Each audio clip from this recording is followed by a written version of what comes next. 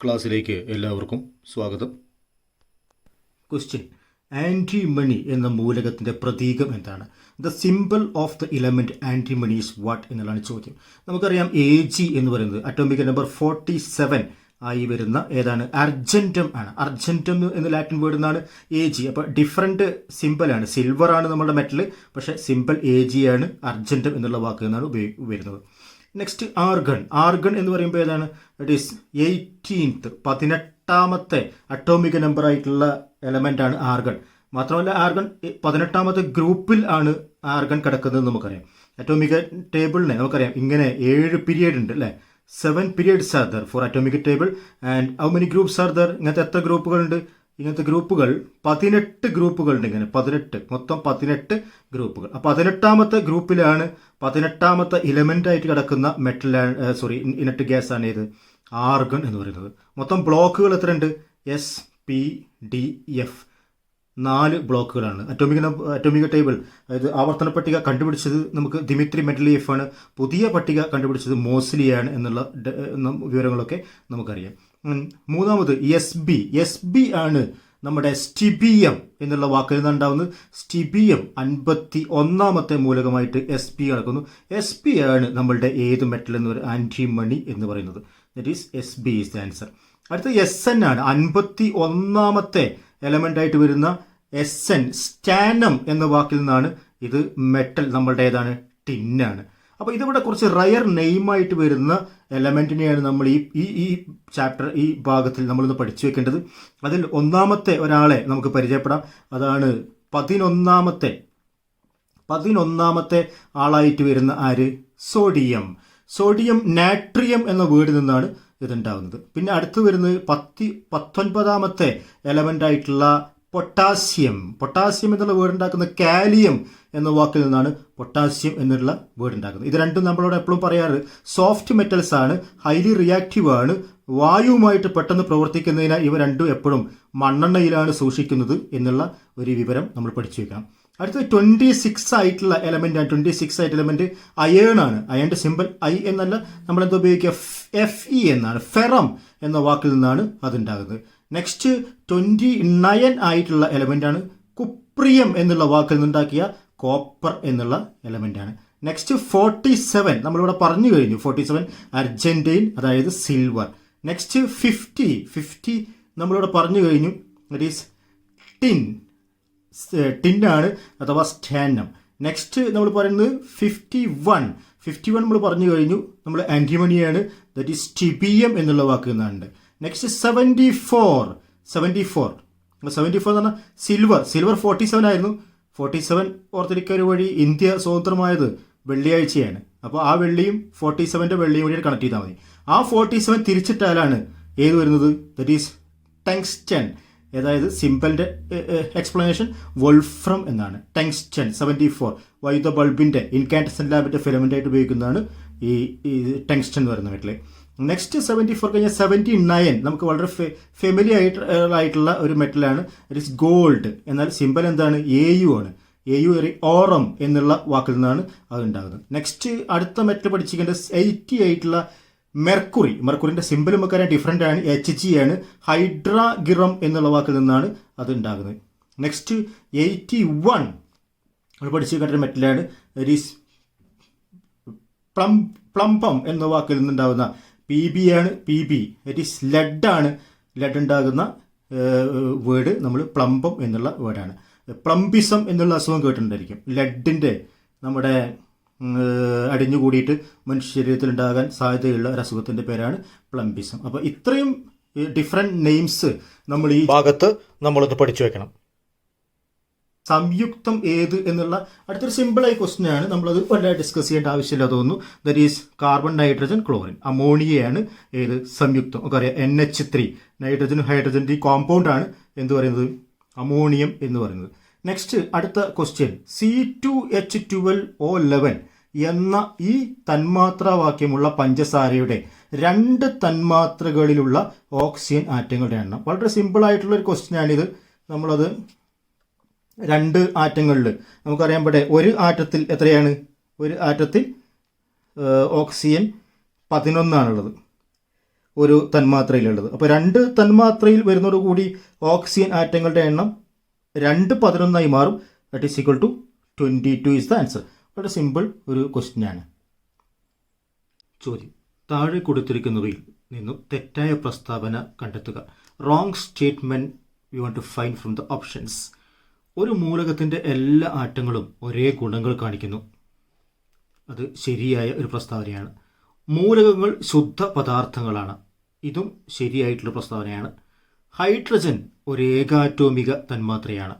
നമുക്കറിയാം ഹൈഡ്രജൻ ഒരു ദ്വയോറ്റോമിക തന്മാത്രയാണ്. Hydrogen H2O2 Cl2 എന്നൊക്കെ നമ്മൾക്ക് ദ്വയാറ്റോമിക തന്മാത്രയാണ്. നമുക്ക് അറിയാവുന്ന പരിചയമുള്ള ഒരു ഏകാറ്റോമിക തന്മാത്ര എന്ന് പറയുന്നത് ഹീലിയം ആണ് ഒരു ഏകാറ്റോമിക തന്മാത്രയുള്ളത്. പിന്നെ ഒന്ന് ആർഗൺ ആണ് ഏകാറ്റോമിക തന്മാത്രയായിട്ടൊക്കെ പറയാൻ പറ്റുന്നത്. അപ്പോൾ ഹൈഡ്രജൻ ഒരു ഏകാറ്റോമിക തന്മാത്രയാണ് എന്നുള്ള പ്രസ്താവന എന്തല്ല, ശരിയല്ല. അതുകൊണ്ട് നമുക്ക് ഫസ്റ്റ് തന്നെ നമുക്ക് ഈ ആൻസർ വളരെ സിമ്പിളായിട്ട് നമുക്ക് എഴുതാൻ പറ്റും. അടുത്ത ചോദ്യം, അടുത്ത ക്വസ്റ്റ്യൻ വളരെ ഒരു ഇമ്പോർട്ടൻ്റ് ക്വസ്റ്റ്യനാണ്. എഥനോളും മെഥനോളും അവയുടെ മിശ്രിതത്തിൽ നിന്ന് എങ്ങനെയാണ് വേർതിരിക്കുക എന്നാണ് ചോദ്യം. എഥനോളും മെഥനോളും അവയുടെ മിശ്രിതത്തിൽ നിന്ന് എങ്ങനെ വേർതിരിക്കാൻ കഴിയും എന്നാണ് ചോദ്യം. നമുക്ക് ഓപ്ഷൻ ഉണ്ട് ഇവിടെ. സെൻട്രിഫ്യൂഗേഷൻ, ഉത്പതനം, ബാഷ്പീകരണം, ആംശിക സ്വേദനം. അപ്പോൾ എന്താണ് സെൻട്രിഫ്യൂഗേഷൻ? നമുക്കറിയാം, നമുക്ക് ഡെൻസിറ്റിയിലെ ഡിഫറൻസ് ഉപയോഗിച്ചുകൊണ്ട്, സാന്ദ്രതയിലെ ഡിഫറൻസ് ഉപയോഗിച്ചുകൊണ്ട് മിശ്രിതത്തിലെ കോമ്പോണൻസിനെ വേർതിരിക്കുന്നതാണ് സെൻട്രിഫ്യൂഗേഷൻ. നമുക്ക് വെള്ളത്തിൽ ഐസ് ക്യൂബ്സ് എന്ത് ചെയ്യും? മുകളിൽ പൊങ്ങിക്കിടക്കും അല്ലേ? ഐസ്, മഞ്ഞുമലകളൊക്കെ സമുദ്രത്തിൽ പൊങ്ങിക്കിടക്കുക. അതായത് മഞ്ഞിൻ്റെ ഡെൻസിറ്റി, ഐസിൻ്റെ ഡെൻസിറ്റി വെള്ളത്തിനേക്കാൾ കുറവാണ്. അതേപോലെ മണ്ണെണ്ണയൊക്കെ ഒഴിച്ചു കഴിഞ്ഞാൽ ഇത് പൊങ്ങിക്കിടക്കും. അപ്പോൾ അതെന്താണ് അർത്ഥം? മണ്ണെണ്ണയുടെ ഡെൻസിറ്റി വെള്ളത്തിനേക്കാൾ കുറവാണ്. അപ്പോൾ ഡെൻസിറ്റി കുറവായിട്ടുള്ള 2 സാധനങ്ങൾ നമ്മുടെ കയ്യിലുണ്ടെങ്കിൽ നമ്മളതിനെ വേർതിരിക്കുന്നതാണ് നമുക്ക് സെൻട്രിഫ്യൂഗേഷൻ എന്ന് പറയുമ്പോൾ. തൈരിൽ നിന്ന് നമ്മൾ കറക്കിക്കൊണ്ട്, വളരെ വേഗത്തിൽ കറക്കിക്കൊണ്ട് വെണ്ണ വേർതിരിച്ചെടുക്കുന്നു. അപ്പോൾ കറക്കുമ്പോൾ ഈ വെണ്ണ എന്ത് ചെയ്യും? ഈ വെള്ളത്തിൻ്റെ മുകൾ ഭാഗത്ത്, തൈരിൻ്റെ മുകൾ ഭാഗത്ത് പടരും. അതായത് വെണ്ണയ്ക്ക് ഡെൻസിറ്റി കുറവാണ്. അതുകൊണ്ട് വെണ്ണയെ നമുക്കങ്ങനെ പെട്ടെന്ന് വേർതിരിക്കാൻ കഴിയും. അതേപോലെ തന്നെ ചളിവെള്ളം നമ്മുടെ കയ്യിലുണ്ട്. ചളിവെള്ളത്തെ നന്നായിട്ട് കറക്കി കഴിഞ്ഞാൽ അതിൻ്റെ മടി പാർട്ടൊക്കെ നമ്മുടെ താഴത്ത് ഇവിടെ എത്തും. ഇതിൻ്റെ തെളിയായിട്ടുള്ള വെള്ളം മാത്രം മുകളിലേക്ക് വരും. അപ്പോൾ അങ്ങനെ ഡെൻസിറ്റിയുടെ ഡിഫറൻസ് ഉപയോഗിച്ചുകൊണ്ട് ഇതിനെ വേർതിരിക്കുന്നതിനെയാണ്, കമ്പോണൻസിനെ വേർതിരിക്കുന്നതിനെ നമ്മൾ സെൻട്രിഫ്യൂഗേഷൻ എന്ന് പറയാം. അടുത്ത് സബ്ലിമേഷൻ അഥവാ ഉത്പതനം. നമുക്കറിയാവുന്ന 2 സബ്ലിമേഷൻ്റെ ഡെഫിനിഷൻ നമുക്കറിയാം. ഒരു പാർട്ടിക്കിൾ നമ്മുടെ സോളിഡ് സ്റ്റേറ്റിൽ നിന്ന് നേരിട്ട് വേപ്പറൈസേഷൻ ചെയ്യുന്നതാണ്, വാതകാവസ്ഥയിലേക്ക് പോകുന്നതാണ് സബ്ലിമേഷൻ. അതായത് ദ്രാവകാവസ്ഥ വരാതെ നേരിട്ട് വാതകാവസ്ഥയിൽ പോകുന്നു. 2 എക്സാമ്പിൾ പറയുന്നത് നമുക്ക് കർപ്പൂരം, അതേപോലെ തന്നെ നാഫ്തലിൻ, പാറ്റഗുളിക എന്ന് പറയുന്ന നാഫ്തലിനൊക്കെ ഇങ്ങനെ സബ്ലിമൈസ്ഡ് ചെയ്യുന്ന പദാർത്ഥങ്ങളാണ്. അപ്പോൾ നമ്മുടെ മിക്സ്ചറിൽ നമുക്ക് ഒരു സബ്ലിമൈസ് ചെയ്യപ്പെടുന്ന ഒരു സാധനവും സബ്ലിമൈസ് ചെയ്യാത്ത വേറൊരു സംഭവവും വേറൊരു മിക്സ്ചറും അതിലുണ്ടെങ്കിൽ, ആ 2 കമ്പോണൻസ് ആണെങ്കിൽ നമുക്ക് അതിനെ ചൂടാക്കി കഴിഞ്ഞാൽ ആദ്യം തന്നെ നമുക്ക് സബ്ലിമൈസ് ചെയ്ത് നമ്മുടെ വേപ്പറായിട്ട് നമ്മുടെ ഈ സബ്ലിമൈസ് ചെയ്യുന്ന കമ്പോണൻറ്റ് നമുക്ക് പുറത്തു വരും. ആ വേപ്പറിനെ നമുക്ക് എന്ത് ചെയ്യാം? പിന്നെ സ്റ്റോർ ചെയ്ത് തണുപ്പിച്ചിട്ട് നമുക്ക് അതിന് വീണ്ടും എന്താക്കി മാറ്റാൻ പറ്റും? അതിനെ ഖരാവസ്ഥയിൽ മാറ്റാൻ പറ്റും. അപ്പോൾ അത് ആ പ്രോപ്പർട്ടിയുള്ള കമ്പോണൻസിനെ നമുക്കത് ഉപയോഗിക്കാൻ കഴിയുള്ളൂ. നെക്സ്റ്റ് അടുത്തതാണ് ബാഷ്പീകരണം അഥവാ ഇവാപ്പറേഷൻ. ഇവാപ്പറേഷൻ്റെ കാര്യം പറയുമ്പോൾ ബാഷ്പീകരണ സ്വഭാവമുള്ള ഒരു സാധനം ഉണ്ട്, ബാഷ്പീകരണ സ്വഭാവമില്ലാത്ത വേറൊരു സാധനം ഉണ്ടെങ്കിൽ അതിനെ രണ്ടിനെയും മിക്സ്ചറിന്ന് വേർതിരിക്കാനാണ് നമുക്കത് ഉപയോഗിക്കാൻ പറ്റും. ഉപ്പുവെള്ളം എന്ന് പറയുമ്പോൾ നമ്മുടെ സാൾട്ട്, ഉപ്പ് ഉണ്ട്, അതിൽ വാട്ടറും ഉണ്ട്. അപ്പോൾ ഉപ്പും വാട്ടറും ഉപയോഗിക്കുമ്പോൾ വാട്ടറിന് എന്തുണ്ട്? ബാഷ്പീകരണ സ്വഭാവമുണ്ട്, ഉപ്പിനത് ഇല്ല. അപ്പോൾ ഇത് തിളപ്പിച്ച് കഴിഞ്ഞാൽ, ഇത് ചൂടാക്കി കഴിഞ്ഞാൽ ഈ വെള്ളം ബാഷ്പീകരിച്ചു പോവുകയും നമുക്ക് ഉപ്പ് മാത്രമായിട്ട് കിട്ടുകയും ചെയ്യും. അതാണ് ബാഷ്പീകരണം. അടുത്താണ് ഫ്രാക്ഷണൽ ഡിസ്റ്റിലേഷൻ അഥവാ ആംശിക സ്വേദനം. ആംശിക സ്വേദനം എന്ന് പറഞ്ഞാൽ നമ്മളെ ബോയിലിംഗ് പോയിന്റ്, അതായത് തിളനിലയിലെ ഡിഫറൻസ് ഉപയോഗിച്ചുകൊണ്ട് വേർതിരിക്കുന്നതിനാണ് നമ്മൾ ആംശിക സ്വേദനം എന്നുള്ള വാക്ക് ഉപയോഗിച്ചുകൊണ്ട് പറയുക. അതായത് ബോയിലിംഗ് പോയിന്റ് സ്ലൈറ്റ്ലി ഡിഫറൻസ് ആണെങ്കിൽ പോലും, ഇനി ബോയിലിംഗ് പോയിന്റിൽ ചെറിയ ഒരു വ്യത്യാസം മാത്രമാണെങ്കിൽ പോലും ഈ ആംശിക സ്വേദനം ഉപയോഗിച്ചുകൊണ്ട് നമുക്ക് അത് വേർതിരിച്ച് കഴിയും. ഇപ്പോൾ ഒരു എക്സാമ്പിൾ, കരിമ്പിൽ ഇതിൽ നമ്മൾ ഷുഗർ പഞ്ചസാരയൊക്കെ ഇട്ട് നമ്മൾ അതിനെ എന്താക്കി മാറ്റാം, വാഷാക്കി മാറ്റാം.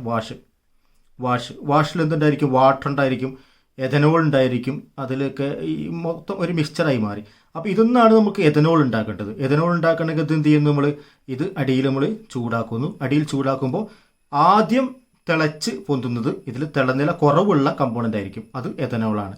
പിന്നീടാണ് വാട്ടറൊക്കെ വെള്ളമൊക്കെ തിളച്ച് പൊന്തുള്ളൂ. അപ്പോൾ എഥനോൾ ഫസ്റ്റ് തന്നെ ഇത് തിളച്ച് എന്ത് ചെയ്യും, നീരാവിയാവുന്നതിനെ നമുക്ക് വേറൊരു പാത്രത്തിലേക്ക് നമുക്ക് ശേഖരിക്കാൻ പറ്റും.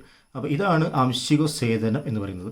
അപ്പോൾ എഥനോളും മെഥനോളും നിർമ്മിക്കുന്ന പ്രോസസ്സിലെ ഏറ്റവും പ്രധാനപ്പെട്ട പ്രോസസ്സിലെ ഫസ്റ്റ് സ്റ്റെപ്പ് തന്നെയാണ് ആംശിക സ്വേദനം അഥവാ ഫ്രാക്ഷണൽ ഡിസ്റ്റിലേഷൻ എന്ന് പറയുന്നത്.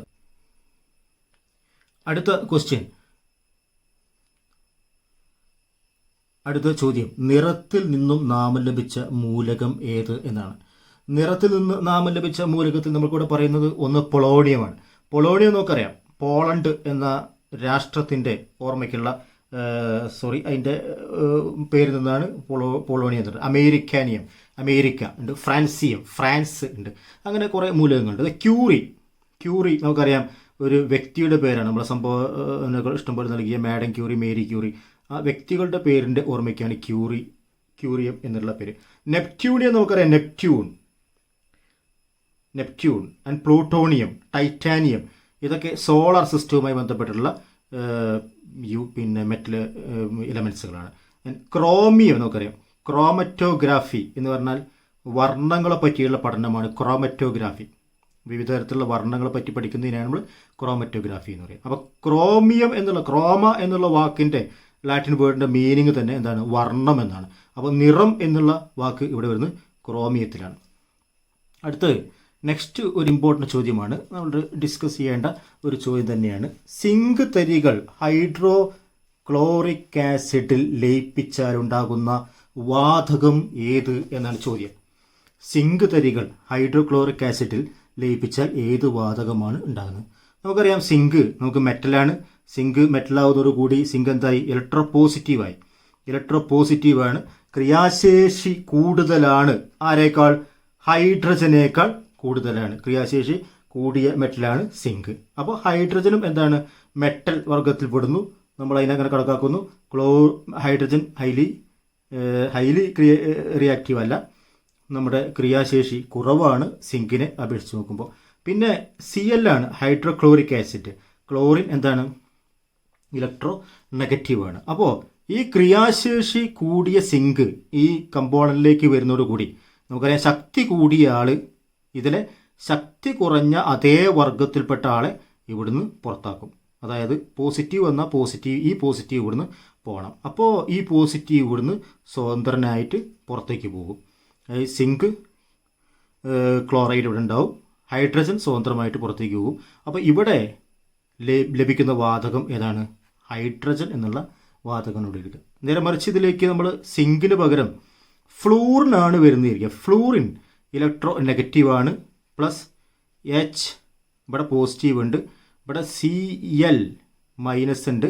ദെൻ ഈ ഫ്ലൂറിൻ മൈനസ് വരുമ്പോൾ ഇവിടുന്ന് ആരെ പുറത്തേക്ക് കൊണ്ടുവരിക, അതേ വർഗത്തിൽപ്പെട്ട ആളാണ് പുറത്തേക്ക് കൊണ്ടുവരിക. ഇലക്ട്രോ നെഗറ്റീവ് വരുമ്പോൾ ഈ ഇലക്ട്രോ നെഗറ്റീവ് ഇവിടുന്ന് പുറത്തേക്ക് വേണം. അങ്ങനെയാണെങ്കിൽ ഇവിടെ സ്വതന്ത്രമാകുന്ന എലമെൻറ്റ് ഏതായിരിക്കും, ക്ലോറിൻ ആയിരിക്കും. ഒരു ആറ്റത്തിൻ്റെ 4ാമത്തെ ഓർബിറ്റൽ എത്ര ഇലക്ട്രോൺ ഉൾക്കൊള്ളാൻ കഴിയുന്നതാണ്? How many electrons can be accommodated in the 4th orbit of an atom? നമുക്ക് ഓർബിറ്റിനെ പറ്റി അറിയാം. നമുക്ക് it is K, L, M, N എന്നാണ് മെയിൻ ഷെല്ലുകൾ നമുക്കുള്ളത്. അതിൽ നമ്പർ ഓഫ് ഇലക്ട്രോൺസ് നമ്മൾ ഇക്വേഷൻ 2n² എന്നാണ്. 2n² എന്ന് പറയുമ്പോൾ 2 ഇൻറ്റു ഇത് ഫസ്റ്റ് ഷെല്ലാണ് 1². 2 into 1² is what 2. ഇവിടെ L-ൽ 2 into 2². 2 into 2² is what 2 into 4 എത്ര വരും, ദറ്റ് ഈസ് 8. M-ലോ 2 ഇൻറ്റു 3². 2 ഇൻറ്റു 3² എന്ന് പറയുമ്പോൾ 2 into 9 that is equal to 18. N-ൽ 2 ഇൻറ്റു N is 4th shell 4². 2 into 4 square എന്ന് പറയുമ്പോൾ 2 into what 16 that is equal to 32. അപ്പോൾ ഈ ഓർഡറിലാണ് നമ്മളുടെ ഷെല്ലുകളിൽ നമ്മളുടെ എലമെൻറ്റ് നിൽക്കുക. അപ്പോൾ ചോദിച്ചിരിക്കുന്നത് നാലാമത്തെ ഓർബിറ്റിൽ എത്ര ഇലക്ട്രോണുകളാണ്? നാലാമത്തെ ഓർബിറ്റ് നമ്മൾ കണ്ടുപിടിച്ച് കഴിഞ്ഞു 32 ആണ്. therefore answer is 32. ക്വസ്റ്റ്യൻ താഴെ കൊടുത്തിരിക്കുന്നവയിൽ നിന്നും ഖരപദാർത്ഥത്തിന് മാത്രം അനുയോജ്യമായത് തിരഞ്ഞെടുക്കുക. From the following select that which is applicable to solid substance alone. Solid സബ്സ്റ്റൻസിന് എലോൺ മാത്രമായുള്ള പ്രോപ്പർട്ടി വളരെ നിഷ്പ്രയാസം നമുക്ക് കണ്ടുപിടിക്കാൻ പറ്റും. കണികകൾ വളരെ പരസ്പരം അടുത്തിരിക്കുന്നു എന്നുള്ള പ്രോപ്പർട്ടിയാണ് സോളിഡിൻ്റെ ഏറ്റവും ഇതിൽ പ്രത്യേകിച്ച് ബാക്കിയുള്ള പ്രോപ്പർട്ടികളൊന്നുമല്ല. കണികകൾ പരസ്പരം വളരെ അടുത്തിരിക്കുന്നു. ഒരു സിമ്പിൾ ക്വസ്റ്റ്യൻ ആണ്. അടുത്ത ചോദ്യം നമ്മുടെ വിനാഗിരിയിൽ അടങ്ങിയിരിക്കുന്ന ആസിഡ് ഏത് എന്നുള്ള ക്വസ്റ്റ്യൻ ആണ്. അടുത്ത ചോദ്യം വിനാഗിരിയിൽ അടങ്ങിയിരിക്കുന്ന ആസിഡ് ഏതാണ്? അപ്പോൾ ഫോമിക് ആസിഡ് നമുക്ക് സാധാരണ ഉറുമ്പുകളിൽ നിന്ന് വരുന്ന ആസിഡാണ് formic acid from and acetic acid നമുക്കറിയാം വിനെഗറിലുള്ള ആസിഡാണ്. ദർഫോർ കോൺസെൻട്രേറ്റഡ് ആണ് ഇത് വിനാഗറായിട്ട് ഉപയോഗിക്കുന്നത്. അപ്പോൾ അസറ്റിക് ആസിഡ് വിനെഗറിൽ നിന്നാണ്. ഹൈഡ്രോക്ലോറിക് ആസിഡ് നമുക്കറിയാം HCl. ഓക്സാലിക് ആസിഡ് നമുക്കറിയാം ഓക്സാലിക് ആസിഡ് നമ്മുടെ തക്കാളിയിൽ അടങ്ങിയിരിക്കുന്ന ആസിഡാണ്. ഹൈഡ്രോക്ലോറിക് ആസിഡ് നമ്മുടെ ആമാശയ രസത്തിൽ അടങ്ങിയിരിക്കുന്ന ആസിഡാണ് ഹൈഡ്രോക്ലോറിക് ആസിഡ്. എല്ലാ ആസിഡുകളിലും അടങ്ങിയിരിക്കുന്ന ആസിഡ് ഏതാണെന്ന് ചോദിക്കാറുണ്ട്. എലമെൻറ്റ് ഏതാണെന്ന് ചോദിക്കാറുണ്ട്. അത് ഹൈഡ്രജനാണ്. ആദ്യമായിട്ട് കണ്ടുപിടിച്ചിരിക്കുന്ന ആസിഡ് എന്ന് ഏതാണ് ചോദിക്കാറുണ്ട്. അത് അസറ്റിക് ആസിഡാണ്. ആസിഡുകളിലെ രാസവസ്തുക്കളുടെ രാജാവ് ആരാണെന്ന് ചോദിക്കാറുണ്ട്. അത് സൾഫ്യൂറിക് ആസിഡാണ്. ഇത്രയുമാണ് നമ്മൾ ആസിഡുകളുമായിട്ട് നമ്മൾ പ്രത്യേകം ഓർത്തിരിക്കേണ്ട വസ്തുതകൾ. ചോദ്യം ഹരിതകത്തിൽ അടങ്ങിയിരിക്കുന്ന ലോഹം ഏതാണ്? അതായത് which metal present in chlorophyll എന്നുള്ളതാണ് ചോദ്യം. നമുക്കറിയാം നമുക്ക് Fe എന്ന് പറയുമ്പോൾ ഫെറം നമ്മുടെ അയേൺ ആണ്, ഇരുമ്പാണ്. അറ്റോമിക് നമ്പർ 26 ഒക്കെ നേരത്തെ പറഞ്ഞു. ദെൻ ഈ ഇരുമ്പിനെ പറ്റി പറയുമ്പോൾ നമ്മൾ പറയേണ്ടത് ഹീമോഗ്ലോബിനിൽ അടങ്ങിയിരിക്കുന്നതാണ് ഇരുമ്പ്. അതുപോലെ തന്നെ ചുവന്ന നിറം നൽകുന്ന ഒരു പ്രവണത ഇരുമ്പിനുണ്ട്. ചൊവ്വയെ മാർസ് പ്ലാനറ്റ്, ചൊവ്വയെ ചുവന്ന ഗ്രഹം എന്ന് വിളിക്കാൻ കാരണം അതിലവിടെ ഇഷ്ടംപോലെ ഇരുമ്പ് ഉണ്ടായതുകൊണ്ടാണ്. ആൾസോ നമുക്ക് ചൊവ്വയെ തുരുമ്പിച്ച ഗ്രഹം എന്നും ഫോസിൽ ഗ്രഹം എന്നൊക്കെ ഈ ചൊവ്വയെ നമ്മൾ വിളിക്കാറുണ്ട്, മാർസിനെ വിളിക്കാറുണ്ട്. അപ്പോൾ അതിൻ്റെയൊക്കെ ഒരു റീസൺ അതിൻ്റെ ഈ നമ്മുടെ ഇരുമ്പിൻ്റെ അപ്പിയറൻസ് ആണ് എന്നുള്ളത് നമ്മൾ മനസ്സിലാക്കുക. ആൻഡ് AG നമ്മൾ 47 47ാമത്തെ മൂലകം അർജൻറ്റീനാണ്, നമുക്ക് സിൽവറാണ്. Mg മഗ്നീഷ്യം ആണ് ഇവിടെ ആൻസർ. ഹരിതകത്തിൽ അടങ്ങിയിരിക്കുന്ന ലോഹം മഗ്നീഷ്യമാണ്. അപ്പോൾ നമ്മുടെയൊക്കെ രക്തത്തിൽ അടങ്ങിയിരിക്കുന്ന ഇരുമ്പാണ് കൂടുതൽ അടങ്ങിയിരിക്കുന്നതെങ്കിൽ നമുക്കറിയാം നീല രക്തമുള്ള ജീവികളുണ്ട്. ചില ജീവികളുടെയൊക്കെ ബ്ലഡിൻ്റെ നിറം നീല രക്തമാണ്. അവയിൽ അടങ്ങിയിരിക്കുന്നത് പ്രത്യേകിച്ചും കോപ്പർ, കുപ്പിയം എന്നറിയപ്പെടുന്ന കോപ്പറാണ്. കോപ്പർ സൾഫേറ്റ് നിങ്ങൾ ഓർത്തിരിക്കുക. കോപ്പർ സൾഫേറ്റിൻ്റെ നിറം എന്താണ്? നീല നിറമാണ് കോപ്പർ സൾഫേറ്റ്. ചോദ്യം സോഡിയം സംയുക്തങ്ങൾ ജ്വാലയ്ക്ക് നൽകുന്ന നിറം എന്താണ്? Which colour is imparted to flame by sodium compounds? അപ്പോൾ സോഡിയം നമുക്ക് നൽകുന്ന നിറം എപ്പോഴും മഞ്ഞ നിറം ആയിരിക്കും. അപ്പോൾ നിറവുമായി ബന്ധപ്പെട്ട് നമ്മൾ കുറച്ച് പഠിക്കാനുള്ളത് ഒന്ന് മെർക്കുറി നമുക്ക് നിറം നൽകുന്നത് വൈറ്റ് ആയിരിക്കും, വെള്ള നിറമാണ് മെർക്കുറി ലാമ്പുകൾ നമുക്ക് നൽകുക. അതേപോലെ തന്നെ ക്ലോറിൻ ലാമ്പുകൾ പച്ച നിറമാണ് നമുക്ക് നൽകുക. അതുപോലെ ഹൈഡ്രജൻ ലാമ്പുകൾക്ക് നമുക്ക് നീല നിറമാണ് നൽകുക. അതുപോലെ നൈട്രജൻ ലാമ്പുകൾ നമുക്ക് ചുവപ്പ് നിറമാണ് നൈട്രജൻ ലാമ്പുകൾ നൽകുക. സോഡിയം നമ്മൾ പറഞ്ഞു കഴിഞ്ഞു, മഞ്ഞ നിറമാണ് നൽകുക. അതുപോലെ നിയോൺ ലാമ്പുകളുണ്ട്, അവ നമ്മൾ ഓറഞ്ച് നിറമാണ് നൽകുക. അപ്പോൾ ഇത്രയും നിറങ്ങളാണ് നമുക്ക് പഠിക്കാനുള്ളത്.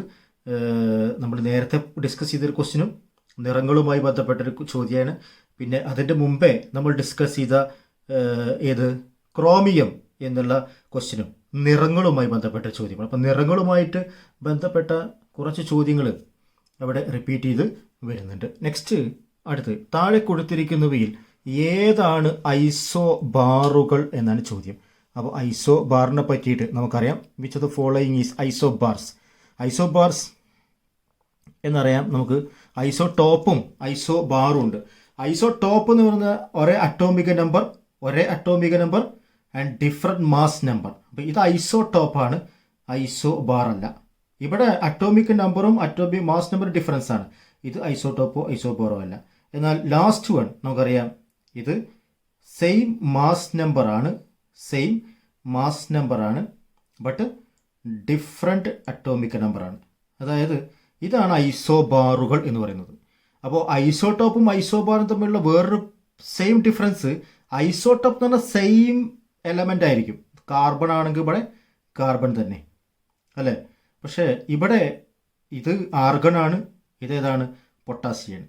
അപ്പോൾ ഇത് രണ്ടും തമ്മിലുള്ള ഡിഫറൻറ്റ് ഉണ്ട്. ഇവിടെ സെയിം എലമെൻ്റ് തന്നെ ആയിരിക്കും, അതിൻ്റെ ഐസോടോപ്പുകളായിരിക്കും. ഐസോബോർ എന്ന് പറഞ്ഞു കഴിഞ്ഞാൽ സെയിം എലമെൻറ്റുകൾ ആവില്ല, ഇവിടെ സെയിം മാസ് നമ്പർ ആയിരിക്കും എന്നുള്ളതാണ് നമ്മൾ മനസ്സിലാക്കാനുള്ളത്. നന്ദി. ക്ലാസ് ഇഷ്ടപ്പെട്ടുവെങ്കിൽ ലൈക്ക് ചെയ്യുക, നിങ്ങളുടെ കൂട്ടുകാർക്ക് വേണ്ടി ഷെയർ ചെയ്യുക, ചാനൽ സബ്സ്ക്രൈബ് ചെയ്യുക.